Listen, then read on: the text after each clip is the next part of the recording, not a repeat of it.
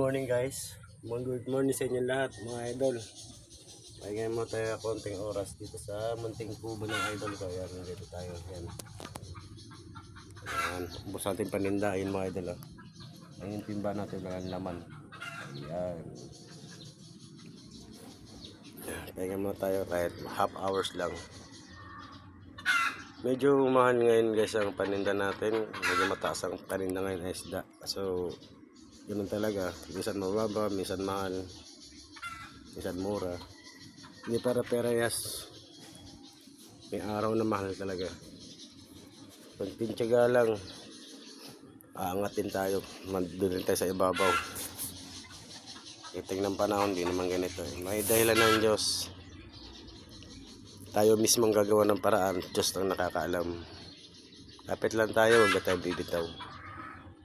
Sa katanungan mo ng problema, ganun talaga.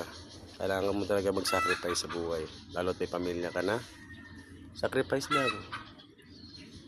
Kasi pagdating ng panahon, mga anak mo naman ang babawi sa'yo.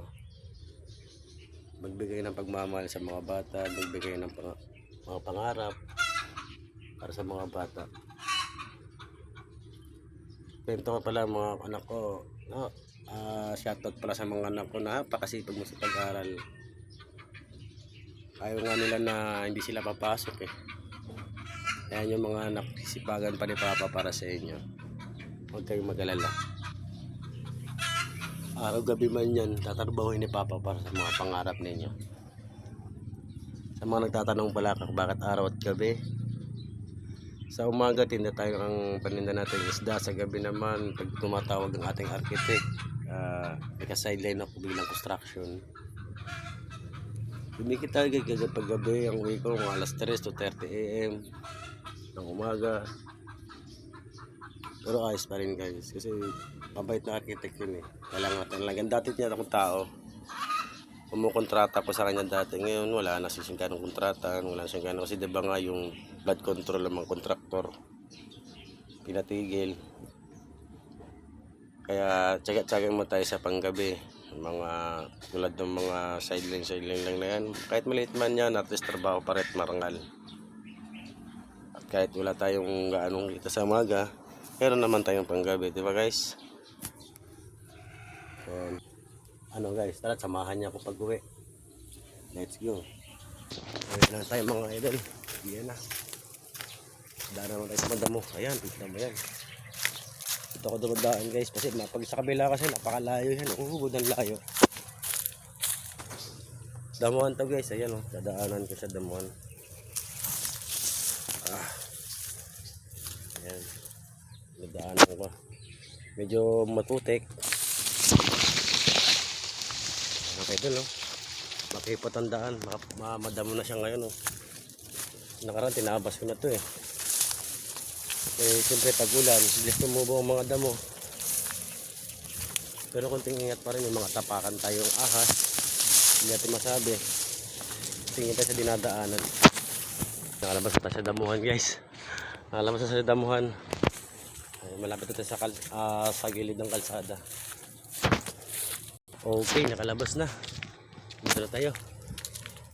Ganda, grabe ang damuhan dyan guys. Yan ako dumadaan, ayan. May manggahan na yan. Yan mga idol, away na tayo.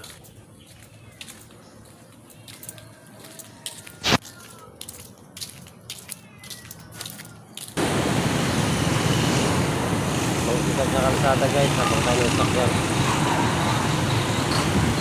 Ayan.